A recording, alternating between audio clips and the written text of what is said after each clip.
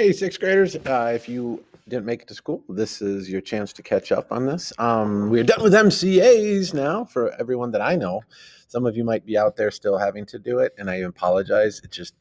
Miss Thomas is going to track you down just how it works. But a lot of you are done for the year. All right, there we go. Now we can just sail into the rest of the year. Today, we do have our spelling test number 2, and then the spelling list for number 3. I am not going to go over spelling list number 2 because that has to be done in class. But these are the words for next week: molecular, biology, prominent, experiment, viral, genetics, physics, chemistry, groundbreaking, traditional, crystallography, and deoxyribonucleic. How about that? Deoxyribonucleic. That's even fun to say. All right.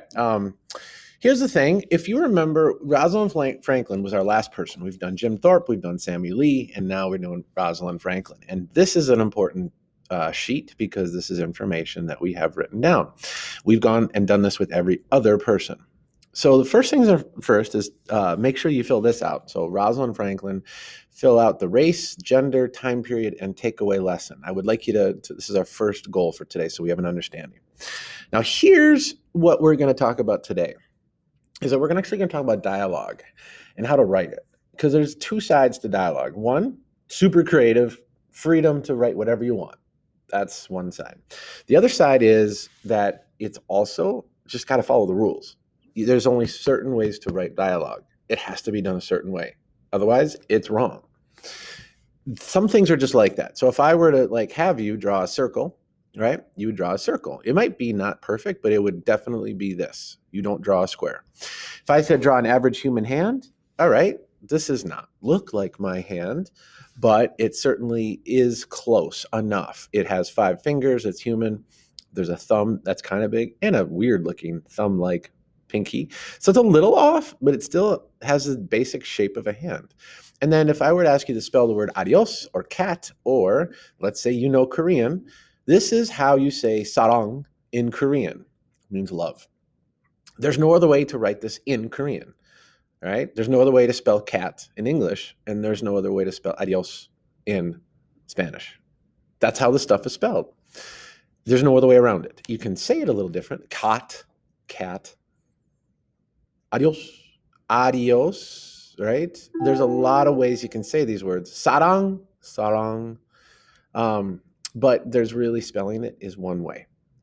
So the bottom line is when we are doing quotations and dialogue, you can write whatever words you want, but you got to follow the same rules. And we've talked about this, but we don't have this down. So we're circling back to it.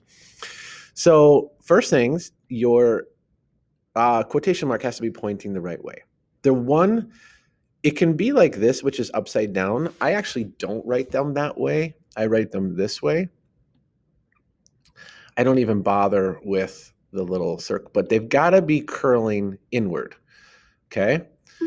So it goes inward. And then the first letter of a quotation always has to be capitalized. I don't care what it is. It has to, because it's the first letter of that word, or it's the first word of that sentence for whoever's speaking.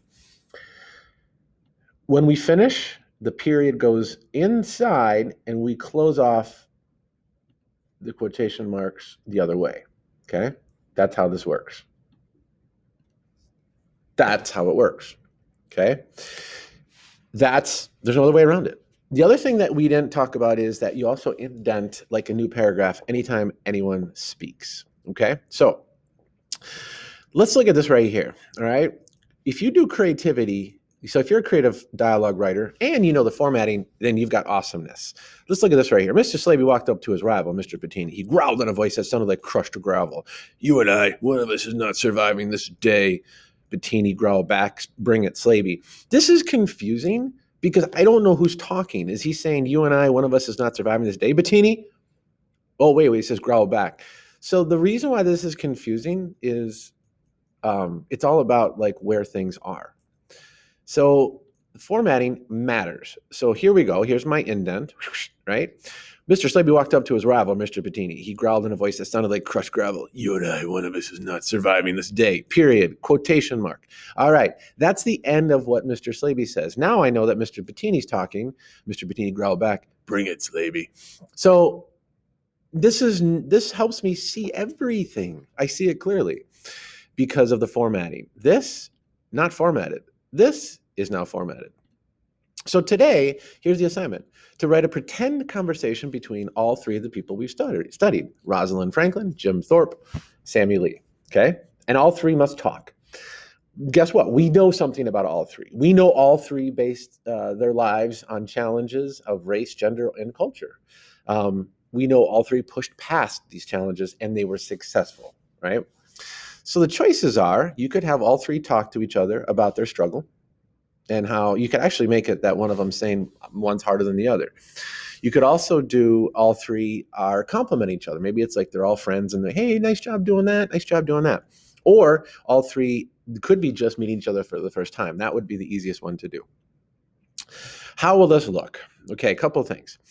I wrote this as directions and how I want it to look with a little bit of dialogue.